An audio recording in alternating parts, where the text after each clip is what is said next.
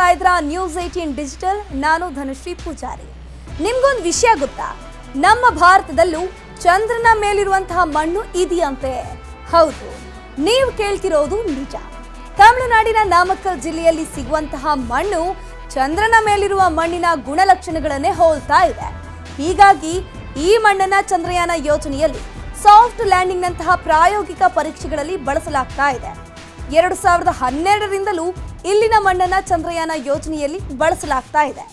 ಲ್ಯಾಂಡರ್ನ soft landing ಸಾಮರ್ಥ್ಯವನ್ನ ಅಳೆಯಲು ಇದು ಸಹಾಯಕವಾಗಿದೆ.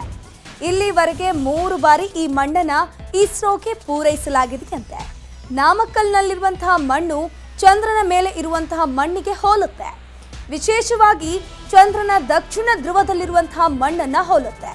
ಚಂದ್ರನ ಮೇಲಿರುವ ಮಣ್ಣು ಅನರ್ಕೋಸೈಟ್ ಅಂದ್ರೆ ಒಂದು ರೀತಿಯಂತಹ ಅಗ್ನಿಶಿಲೆ ಇರುತ್ತಲ್ವಾ, ಆ ರೀತಿಯ ಮಣ್ಣಿನ ಪ್ರಕಾರವಿದೆ ಅಂತ ಪರಿಯಾರ ವಿಶ್ವವಿದ್ಯಾನಿಲಯದ ಭೂವಿಜ್ಞಾನ ವಿಭಾಗದ ನಿರ್ದೇಶಕ ಪ್ರೊಫೆಸರ್ ಎಸ್ ಅವಳಗನ್ ತಿಳಿಸಿದ್ರು.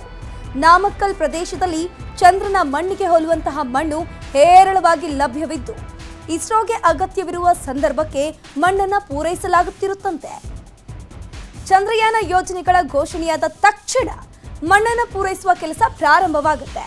ವಿವಿಧ ಪರೀಕ್ಷೆಗಳನ್ನು ಕೈಗೊಂಡ ನಂತರವೇ ನಾಮಕ್ಕಲ ಪ್ರದೇಶದಲ್ಲಿನ ಮಣ್ಣು ಹಾಗೆಯೇ ಚಂದ್ರನ ಮೇಲೆ ಮಣ್ಣಿಗೆ ಸಾಮರ್ಥ್ಯವಿದೆ ಅಂತ ವಿಜ್ಞಾನಿಗಳು ಕೂಡ ಕಂಡುಕೊಂಡಿದ್ದಾರೆ.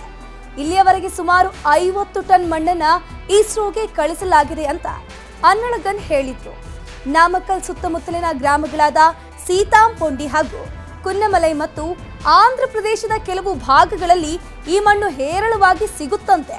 ನಮ್ಮಿಂದ ಪೂರೈಕೆಯಾದಂತಹ ಮಣ್ಣಿನಿಂದಲೇ ವಿಜ್ಞಾನಿಗಳು ಪರೀಕ್ಷೆಯನ್ನ ನಡೆಸುತ್ತಿದ್ದಾರಂತೆ.